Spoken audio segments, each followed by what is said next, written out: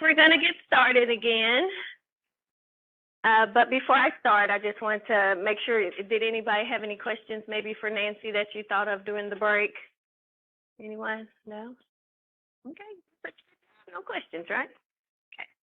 All right. As I mentioned earlier, I'm Cynthia, and I'm in the accounts department. And I've been here for 23 years, I believe. And I know you guys are wondering, I started when I was 12. Not nearly as old as it sounds. I will be going over the forms, the enrollment, the beneficiary, and the change form. I also will be going over, reporting your payroll information and entering deposits. If you have any questions as I present, don't hesitate to raise your hand or anything like that. Sometimes when I speak, I get nervous and I start going really fast, like it's a race to the finish. So if I speed up too fast, just let me know. Tell me to slow down. So enrollment. So, as you have new employees, you have to enroll them in CARS. In a bit, I'll kind of go through the steps with you, but right now we'll just show you the steps. When you enroll people in CARS, we do require that you submit ID. You can submit a driver's license. If you do a Social Security card, you have to have something with it. Like, we can't just take a Social Security card. It has to be paired with the birth certificate. Also, because we have to have something with their date of birth. You can do a passport by itself. We'll take that. But we must have ID. Even if they're a returning employee, we have to have ID. Okay.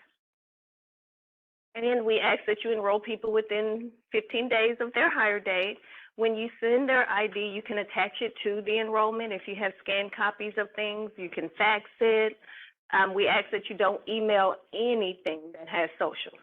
So we prefer that you don't do that. We also have that upload supplemental files link in CARS that you can pretty much send anything through because it encrypts and then decrypts on our end. And when you do the upload supplemental files link, it'll ask you which department you want it to go to. So if you're sending ID and things like that, you'd send it to accounts. If you're doing like salary verifications or certified payroll reporting, it would go to benefits. If you're unsure or if you send it to the wrong department, it still gets to where it needs to go. We'll just let them know it came in. But you can use that at any time. When you do use the upload supplemental files link, it does have a size limitation. I believe it's 4 megabytes. Anything larger than that, you have to break up into smaller pieces. But that is probably the best way to send things if you don't attach it to the enrollment. All right. So beneficiary forms, of course, when people get hired, we want them to complete a beneficiary form. If you're enrolling someone and you do not have their beneficiary form, don't not enroll them because we can get the beneficiary form later. But if we don't have the enrollment form, then we can't, it slows down things. It slows down payroll reports and things like that. So it's best to just get them in the system. You can always send that later. But if you do a beneficiary form, again, you can fax it, you can mail it, just don't email it. You can do the upload supplemental files link. When you complete when the member completes the beneficiary form, they have to have their social on it. But for their beneficiaries, we absolutely must have their social, the percentage that they want to allocate, and the date of birth of the beneficiary. Because if we don't have a minimum of those 3 things, then we cannot enter the form. And, we'd like it all, but that's the minimum. At some point, like maybe a year or so ago, we did combine the beneficiary forms to kind of make it easier so you didn't have to figure out if you need this form versus this form or both. So the combined beneficiary 1A and 8 form, the very first page of it is for the $10,000 death benefit. That needs to be completed by all members. The second page refers to it's the Form 8 for like if someone's terms vested and they made contributions, their beneficiary will get a refund of those if they didn't have a spouse. But the good thing about this form is on the second page of this combined form, there's a box that they can say, whatever beneficiaries I put on the first page, just do the same ones. And then you don't have to rewrite everything, or the member doesn't have to rewrite their beneficiary information. So I highly recommend you just use this combined form, even though we still do have the separate forms. This is kind of the best way to go, because even if someone's married things change, you know, so we can, so, because they can still complete it. If they're, you know, married at the time, then we'll just disregard it, you know. When the member, again, completes the beneficiary form, we do ask that they sign, this is the second page of the form, so they have to sign it, date it, and enter their social. It is very important that we get these two pages together. Sometimes they get separated, or we accidentally get one page, and you may get a message that says, okay, I'm going to shred this one page. I need you to send the full two-page document. It's just for data integrity reasons. You know, sometimes we can't read those signatures, so it's always better if everything comes in. That's another reason why it's good that they have their social, because most of the time we can read that. But people get to sign and stuff, and we don't know what it says. So it's just better, because we don't want to, you know, incorrectly list a beneficiary, you know, trying to pair forms because they come separate. So we always require that the beneficiary form comes together, the two pages together. Okay, so the other types of forms that you enter beyond the enrollment forms as it relates to members are change forms. So if someone has a change in employment status, an address change, marital status, all those different changes, there is a form that you can enter in CARS. One thing you cannot change in CARS using the change form is someone's hire date. If you reported an incorrect hire date for someone, you just need to send us an email and we'll get that corrected. But you can't use this form for that. Another thing you cannot change is if we have an incorrect social. If they're in there under the wrong social, that's again will require a phone call, or you can upload something, because we don't want you to email again social. So we don't want you to send us emails that this person's social should be. But you can, you know, upload something, or you can call us or something like that, okay? But other than that, beyond those two things, you pretty much can do a change form for anything for a member, okay? And I will, in a bit, show you the steps of doing a change form too, okay? So there's different types of change forms. So if a member is changing, you know, their phone number, address, email, things like that, then you would do a participant information change form. If someone does like this type of change form where they're changing their marital status or anything, it might be good to remind them that they may want to think about a beneficiary change. Of course, it's not required, but we have had the unfortunate situations where people, you know, had an ex-spouse that they never updated and they had a new spouse. And so we just, you know, so if you think of it, because members don't always think of it, that if you want to just give them a friendly reminder or slide that blank form to them and say, hey, you might want to do this. So that would probably, and I'm sure they'd appreciate it, because they probably didn't think of it. So participant information changes, and these are the type of changes you do on that form. Employment leave changes, if someone goes out on any type of leave or things like that. If they go out on medical leave, we must get a copy of your medical leave policy. And again, you can attach that to the change form when you enter it, or you can fax it or something like that. If you fax it or upload it, make sure you write the member's name in your county on it so we can tie it to the form to the correct member when it comes through, if it's not attached to the enrollment form. When you do a leave form, and when you submit it, the actual form stays open so that you can pull up that same form and complete it when they return. And so instead of doing like starting from scratch, the only time it will not be there is if the form has expired. So if you enter a leave form for someone and you enter that this form is only gonna be good for a couple months and they end up being out longer, you can't pull up that same form because it will have expired. You'll have to just do another one and complete their return date that way. Yes, ma'am? So on that part with the medical leave, if the employee is still like earning a full paycheck and all the contributions are staying the same, does that matter? If they are going to continue to receive any pay at all, even if it's a minimal amount, you do not have to put them on leave for service purposes. Because the main thing for the leave form for us, you know, under certain situations when they're on leave, they're still accumulating service. So we want to make sure that they're getting that service. But the other thing is, even if they're not accumulating service, we have to note on our end why they're no longer on the payroll report. So if they're on like an ineligible leave and they're not going to be getting paid and they're not going to accumulate service, but we'll have to know that, because if we look later on and we see gaps in pay, none of us will know why it's gone. But if we have the form, then we're, that'll document that. Any more questions? Run, leave? Okay. So, that if you're ever out there and you're pulling up forms and you see that there are forms that are expired, because even if they expired, they'll still be out there. You can void those. And you all have to do it on that end. We don't usually see forms that have expired from our side, so. Okay. So again, employment information change. If you're going to do an employment information change, it would be like if someone changes their status, if they go from full-time to part-time or vice versa, then that's when you do a change form. Or if somebody has a change in position or something like that, because as much as we can keep that updated, it's really helpful to have the most recent and accurate information in our system. As we send out those member statements, and then, the members will see what we show for them. Okay. Okay, so that was all the change form. So, okay, you all are, I'm going to try this.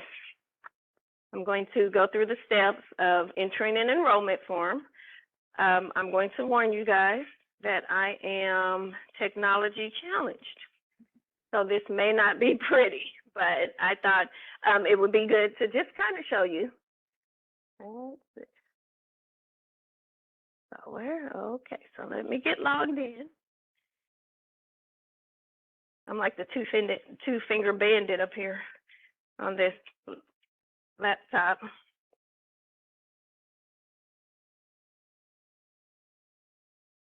Okay, so we're going to enter an enrollment form for someone.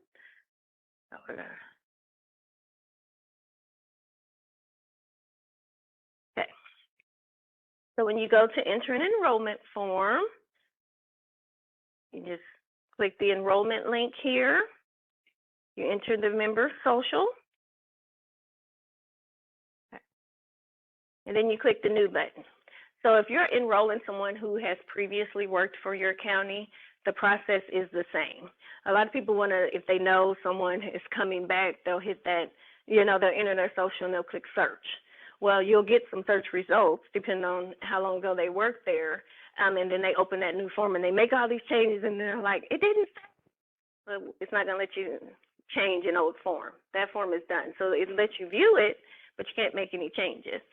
So remember, if someone returns to the county and they're, you still hit new after you enter their social. And the only difference that you may notice is that some of the information will populate because they exist in our system.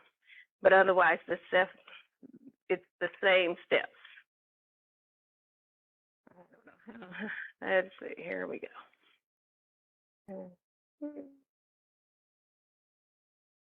Okay. So every form that you complete, in cards, there are certain fields that are required, and then, other fields that we would, love to have the, that information if you know it, but it's not necessarily required. I'm going to do our required fields here.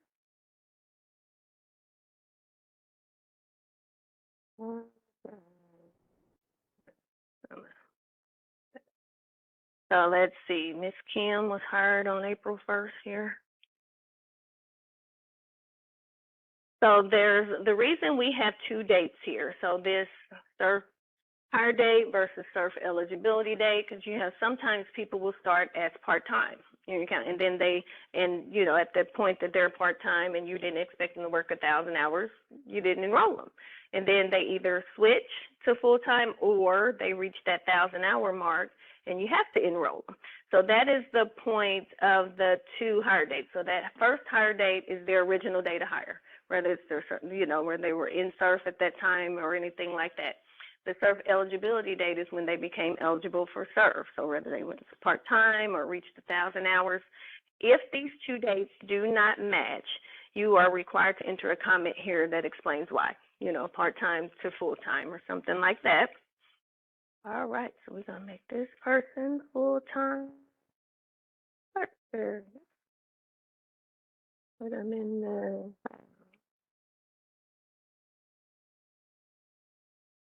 Oh, it must be maintenance, is where we landed, right? So for frequency, it's only going to list the frequencies available to your county. So that's why there is only biweekly listed there. Looks like that's all that Cole County pays. If they had a previous, position in the county, then you would note that here. And if they're elected, you need to note that here. So you have to select that for everybody and let us know. And then you will let us know how you're going to submit whichever documents, whether you attach them or fax them or mail them. So we're going to do fax, so it's not looking for me to attach anything here.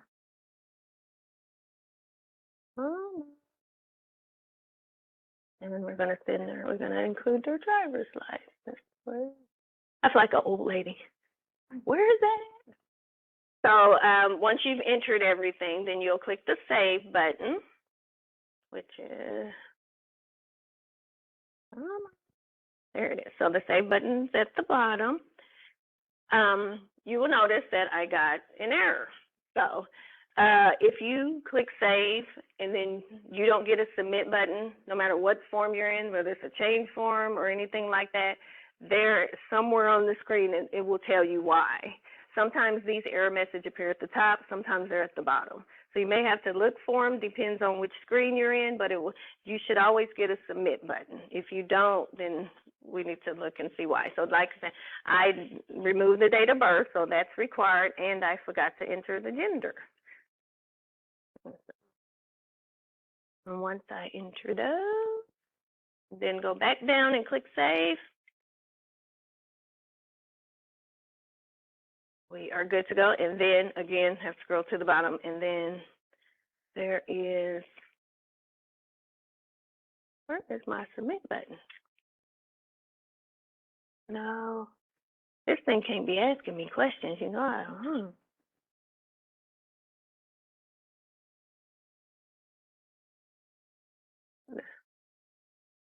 Did I hit the Submit button? Did anybody see me hit? Oh no, participant is full-time in the Loggers County. There's a warning there. Did you all see that?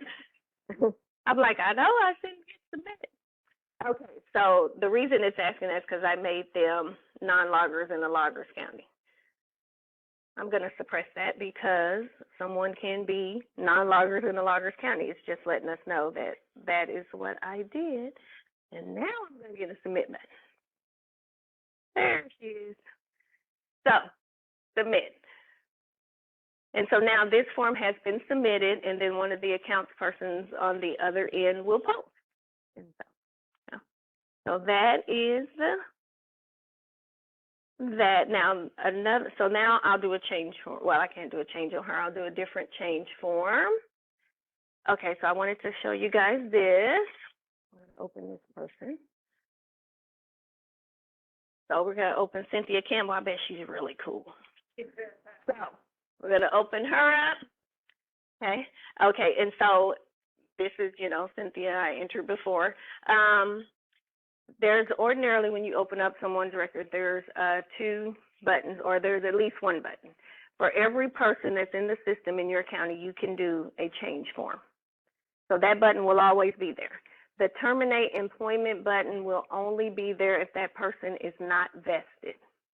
So if you open or if you're doubt or you wonder, is this person vested? If you go in their record and you don't see that terminate employment button, then they're vested. And so that's why, and term vested paperwork has to be done outside of CARS. So that's why we don't want you to think you can term them here and you're done. So, so that's why. So if you don't see that, that means they're not vested. The other way, you can go in the member's record and do it, or you can do an employment change here. So either way, you can do an employment change. I just see that. No. So we're going to do an employment change for Cynthia here. We're going to do a participant information change. Yeah, why not? And so once, you have your member information in there ready to go, this screen will look the same whether you click in the member's record or click that employment change link. It'll take you here and you have to enter the social and the type of change you want to make. So this participant information screen appears no matter which type of change you're doing. So you always have to enter the effective date of the change. And then any other information here that you want to change or add, you can do at this time. So if you're doing a term not vested form for someone, and at that same time you need to update their address, you can do it here. You don't have to do an address change, wait till we post it, and then do a term not vested. It can all be done at the same time.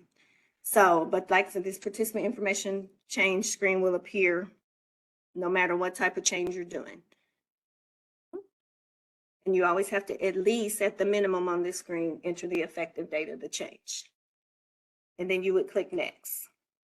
Now, because I was just doing an information change, I didn't change anything. For this person, we're done. If you were doing a leave form, there would be like another screen that said where you enter the leave dates and things like that. And then you would have the finish button. And then you're done. You can always download the form if you want to print a copy for your records, but at that point, we're done. Okay. Any questions on entering change forms? Okay, we're gonna go back to our presentation. We hope I clicked the right. Okay. So payroll reports. Okay. So there are two. Oh, well, let me go through the definitions first. So in CARS, we have these payroll header, payroll detail, payroll summary terms. We always return to payroll reports because, you know, those of us that have been here a long time, we just, you know, we keep that same verbiage. So if we say your periodic payroll report or your payroll report, we are referring to the payroll header in CARS. The payroll detail is the information on your payroll report as it relates to one specific member. So it's just like one member's information. That's the payroll detail. And the payroll summary is just a container. It is a container in our system where if you have a county that pays more than once a month, you can go to the payroll summary for a specific month and see all the payrolls for that month. And so that's the benefit of the payroll summary. So payroll reporting. So there's two types of files or formats that you can use to upload information to CERF. We're only going to talk about one because the flat file is created by a programmer. And so in that, you know, some of you guys are just able to pull all that information and just upload it in our system. If your county does spreadsheets and would like to switch to that flat file, you can, but it would require you to have a programmer who can program the file in our specific, you know, format for it to work. So if that is something that you're interested in, you can just reach out and we will get the information to your programmer and say, this is what we need and this is how it should look. But we're going to do the spreadsheets. Okay. So in addition to the payroll reports, if your county pays any portion of the CERF contributions for your employees, we used to require that you send us a report after each payroll that shows how much the county paid for each employee. And we don't require that after every payroll anymore, but we do ask that you're able to send it upon request. Because sometimes we'll get, you know, the payroll reports and the deposits and the numbers don't quite break down the same. And we have to know why, because we have to have in our system participant contributions and on the deposit side, participant, those two numbers have to match. So, but again, so we ask that you'll be able to do it upon request. Payroll reporting. So when you prepare your spreadsheet, there are certain requirements that CERF has. One is the name of the file. It's very specific. The name is the 3-digit county number, score, the name of the county, plus the word county. And then that date on the end, that 2023-02-19, that's the payroll begin date of your file. And it has to match the payroll begin date in your report or it'll give you an error. It'll tell you that the dates don't match. When you do the spreadsheet, you only want to list people who are receiving pay for that pay period. So if they're on leave and they don't have any pay to report, you have to remove them completely from the report. You can't just remove the information on the row and have a blank row or anything like that. You have to remove them completely. All columns that have a numeric value needs to have 2 digits after the decimal point. Yes, and then it can't be any blank columns. So if the number is 0, you have to actually have a 0. Yeah. Also, you cannot hide any rows or columns. So if you know, if you have a spreadsheet and you hide rows and columns, even though they won't be visible to us, you know, if we look at it, the system will still read those rows. So you have to delete them. No hidden rows or columns that you don't want on your report. Okay. And no blank rows or columns. Again, the system won't assume it's 0 if it's blank. You have to tell it it's 0, you know, computers. The social security numbers must be formatted as a text. And the reason for that is if you have a social security number that starts with 0, any other type of formatting, that 0 will drop off. So it has to be formatted as a text so that we don't lose any lead zeros. And the payroll report needs to have the correct payroll dates of your payroll. So the payroll begin date, payroll end date, and check date. We need those to be correct. And if you do a spreadsheet, you can only have one worksheet within that spreadsheet. So you can't have any extra tabs in it, just the one worksheet within the spreadsheet. This is just what it should look like, you know, when it's all said and done, just really basic. Excel allows a lot of fancy things, you know, I love Excel. But the more of that you add, the more problems it might be, like, because the system wants to read everything. And like if you just click in one of these outside your data range, the system will read that as data. And so it'll be like, you have something, you know, somewhere way down here, and you're like, there's nothing there. It literally can just be a click. And so that's how we're like, don't add anything extra because the system will read it as who knows what. Yeah.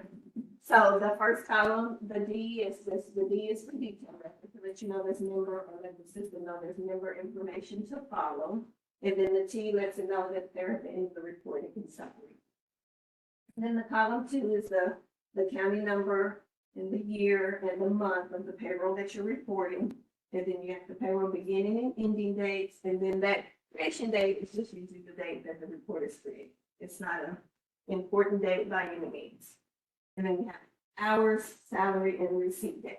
Now, the receipt date is very important because that is the month that, you know, appear in our system as far as our payroll summary and things. But in addition to that, this receipt date and the period month have to be in the same month. So if this was a 2, you get an error that said the receipt date and the period month are in different months. Because this is how it knows where to put it in the payroll summary in our system. So it's great. So those 2 dates must line up. And then you have their contribution column. The contribution column contains the total contribution for that person. So if part of it's paid by the county and part of it comes out of their check, we just need the total for that person. It is not split until we load it in our system. But the report just lists the total regardless of the source of the funds. And then these 4 columns are buyback columns for people. Sometimes people return and they want to buy back prior service and different things like that. If you have one of those situations and you want to know which column, you can call it to tell you which column it goes in, because that depends on what type of service that they're buying back. And then you got the social security number column, and then the member name column. There's no requirement on the member name. It could be first name, last name, first initial, last name. You know, we don't have a whole lot of formatting requirements there. Just so you whatever works best for your system or is easiest. The hire date column, our system does check hire dates. You probably have seen messages about that. If someone starts part-time and then later goes full-time, the date we're looking for is that part-time hire date. If you give us a full-time hire date, it's going to say, wait a minute, they started, you know, here. And so we always want their most recent hire date without a break in service. So even if they're, you know, they turned vested at some point and came back, we need that rehire date. It's not going to go back and look and say, oh, they're vested, so really they, you know, we're hired here. It doesn't do that. It's the most recent date without a break in service. And then the logger status. If it's a loggers person, then it'll be Y, or yes, they're loggers, and an N for non-loggers. Any questions on the payroll report spreadsheet? So after you got your spreadsheet all done, then we have to upload it into cards. So when you go out and you upload it, you would select the upload files link here. And then you would select the file type. So if you're doing the flat file or the text file that's created by the programmer, you would select the text file. If it's an Excel spreadsheet, then you would select Excel, and then you would browse to the file on your system that you're uploading. And then once you browse to the file, there'll be an upload file link. And so, oh, I forgot the frequency. So it'll also give you options regarding frequency. It's only going to list the frequencies available to your county. So that's why it only lists biweekly and special. Special is available to anyone, any county. So if you're one of those counties that prefer to do like an election payroll after an election that just has the people, the poll workers on it, then you would do a special payroll because you're not doing a regular salary reporting. You're just reporting salary for this specific reason. The purpose of that is if you did like a biweekly, let's say, everybody that's not on that payroll will be listed as missing. And so, yeah, we don't want that. We don't want to make it look like you're missing any salary. So if you do a special payroll, we'll say, okay, we're just going to go with whoever you tell us should be on the report. Yeah. And we won't look for more, more employees. So yeah, so that's what when you're going to upload to the system. I just went through all these, sorry. But yeah, that's all the different options. If your county ever decides it wants to change its payroll frequency, then you'll have to notify us. It's not anything that you'd be able to change in our system, because what we would have to do is get all the payrolls uploaded and posted under that old frequency before we change it in our system. And we would also have to change it for each member. So we have to kind of end the new one and then end the old frequency and then start the new one. So when you upload a payroll report into CARS, one of two things happens. If there's a file issue with the report, meaning if there are socials that don't have 9 characters, it will not take the report. It'll immediately give you a file error, and it'll say SSN on line such and such is invalid or something like that. And it'll do that if the payroll begin date doesn't match the name of the file, or if the period month and the receipt date are not in the same month. It's just all these different things that it checks for, that it doesn't even take the report. If you upload a report and you immediately get file errors, you have to fix the issue on the report and then upload it again. It does not take it at all.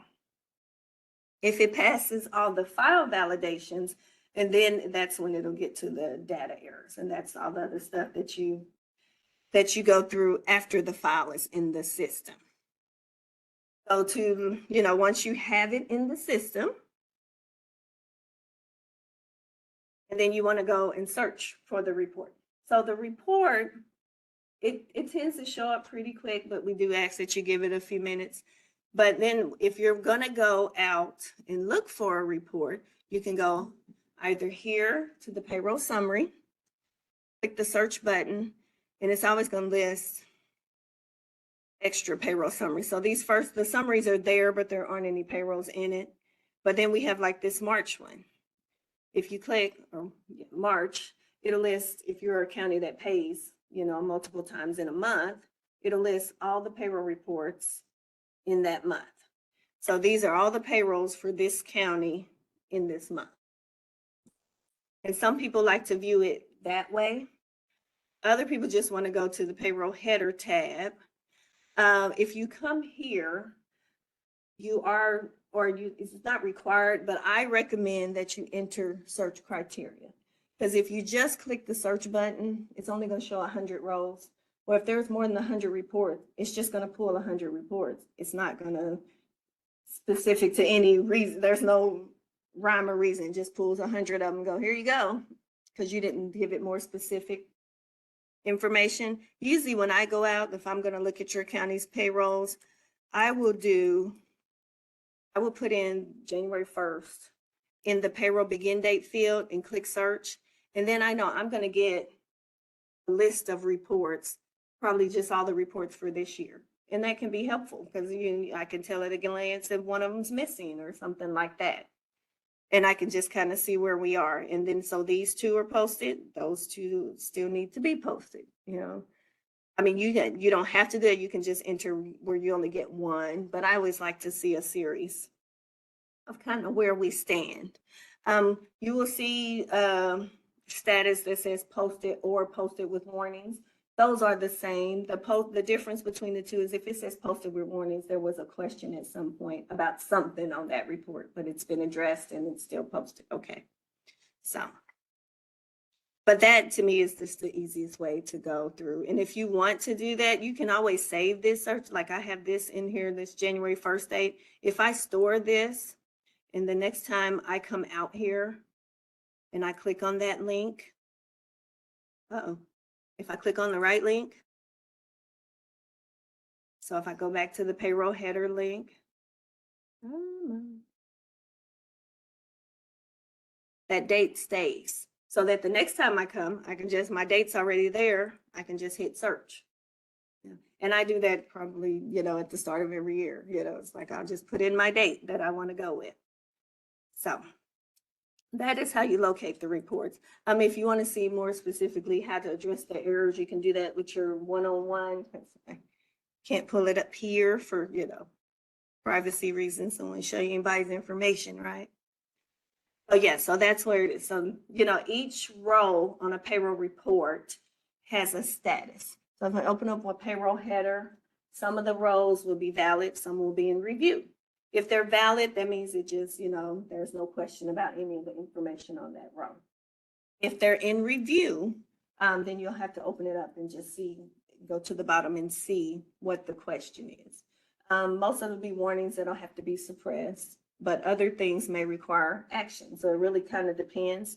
You probably picked up front common payroll errors or something document. On that document, it lists the most common errors or warnings that you'll get when you're processing payrolls and exactly what it's asking and how best to fix it. So just kind of a little cheat sheet there. Once you've addressed all the errors on the report and all your rows are valid, you should get a submit button. If you don't get a submit button, then you may need to scroll to the bottom of that payroll header screen because there may be people listed as missing or something like that. Once you've entered whatever form we need, whether it's a term vested, non-vested, or change form as it relates to those members that are missing at the bottom of the report, then there'll be a suppress warning box that you'll need to check. Click save, and then you'll get your submit button. So just remember that you always have to submit in CARS. So you have to submit. If you don't submit, we don't know you're done. Once you submit, then we, the accounts people on this side, know you're done. And then we'll look and see if we have any questions. And then once the money comes in, we'll post. But we can't do that until you submit. Okay. Any questions about payroll reporting? No? Okay. Well, we're going to move on to deposits. Does anybody here enter deposits for their county? I know most of the time it's a duty in the treasurer's office, but there are occasions. Okay, so I'll just kind of go through this a little bit, but when deposits are entered, it's just similar to go to the make a deposit screen and you would click new deposit.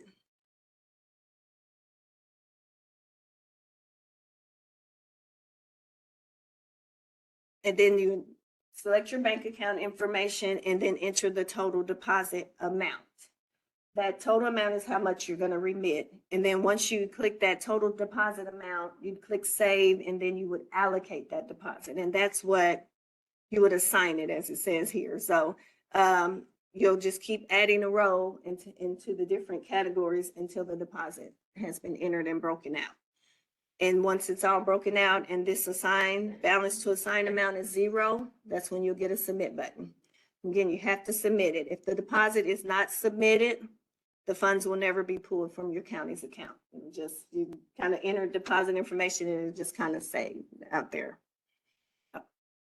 I jumped ahead on how to enter a deposit, but this part here is just mentioning anyone who has the access or the functionality in cards where they can remit fees to serve has to enter their banking information that they will be using. So if you're using the same banking information as someone else, you still have to enter it because employees or members can only see the banking information that they enter for certain, because if there's different departments entering their own fees, you should be able to see this department's banking information versus, in addition to yours. So that's what this says, that this is just the steps on how to enter the banking information in CARS. Because that has to be done at least, before you can remit your first deposit, once you're granted access to remit fees to serve. And it only has to be entered once unless that information changes. And then you'll just have to update it again. And then entering deposit. Sorry, I went through those steps backwards. So. But again, you just enter your information, divide it out amongst the different categories and submit it to serve. And once you submit it, we run a deposit process every day, usually about noon or so. If you discover something is incorrect or whatever in your deposit, as long as we have not ran that process, we can still correct anything as it relates to your deposit. Once we ran that process, we can move around and adjust like different categories or different, if it was broken out incorrectly, but we cannot change the amount of the deposit because we've already sent that to the bank and that's how much they're going to pull. So there are corrections that still can be made, but can't update the amount. Whereas before we run our process, you can change anything you need to or delete it if you need to. It's just after we've ran our daily deposit file that we can't make any changes. If we run our daily deposit file and then you enter a deposit, you can still make corrections because it won't be until it'll be part of the next day's deposit file. So you'll still have time there because it'll roll over because, to the next day. So. And again, once you've entered the deposit, you have to hit submit. Any questions regarding entering fees and deposits? I know you guys don't do. Okay, so if you're a county that pays any portion of contributions for its employees, when those employees, if you pay for an employee and then they later term non-vested, then you get those fees back in the form of a credit. So SURF won't send you a check and say you paid, a couple $100 for Joe Schmo, here's your check. But we do enter credit. We run a quarterly credit process. And it kind of runs a little like a quarter behind, just so that we don't issue a credit prematurely. Like if someone goes from your county and then goes to another county within 30 days, you don't get that credit back because they're still an active employee. They're just not active in your county. So we don't want that, we don't want to issue credits prematurely. So we run a little behind as far as time-wise as it relates to credits. So, but we run them 4 times a year. So I think I ran them on April 1st, and that was for the last for anybody who termed up to the end of last year. And once I do that, I send emails so that you have a credit available. You want to use that credit, you have to complete a deposit exception form, and that's what we're going to go over here. When you do the deposit exception form, you'll go out to, you'll just click deposit exception right there, and then you'll just click the new button.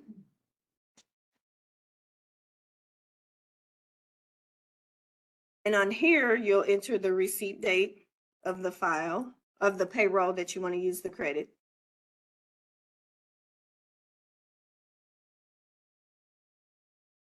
I have no idea anybody's pay dates.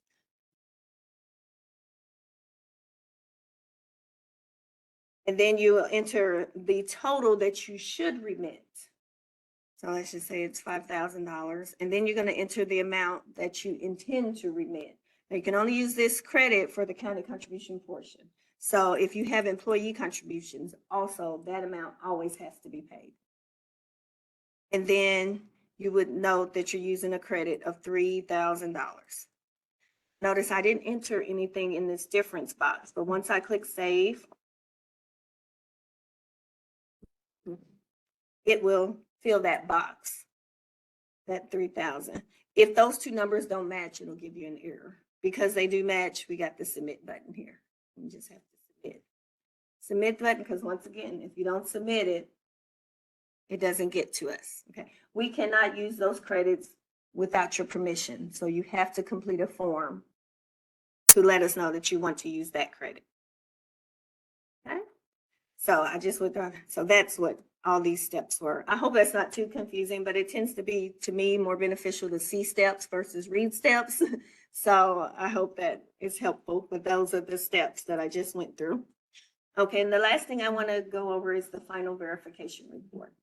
And this is the report that accounts will send to you guys when someone turns vested, and we get their final payroll through their term date. We just have to confirm all the information that we have is correct.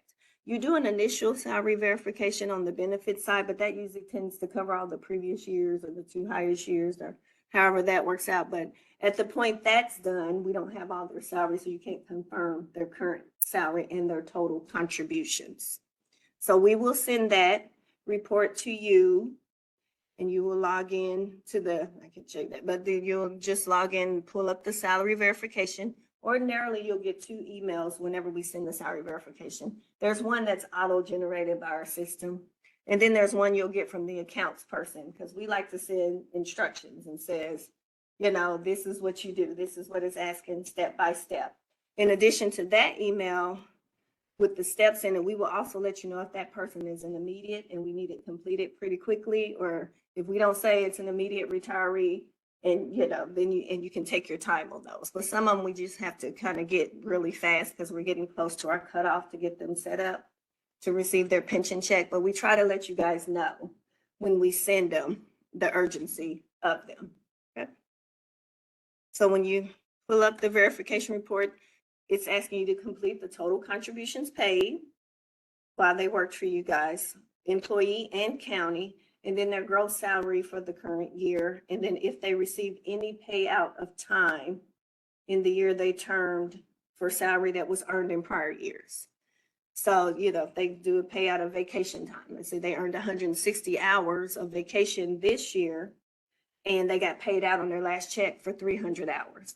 Well, that other 140 is prior year salary, and we need the dollar amount of that to be entered in the box that's provided on the report. If that amount is 0, you have to enter 0. It doesn't assume it's 0. You have to physically type it in.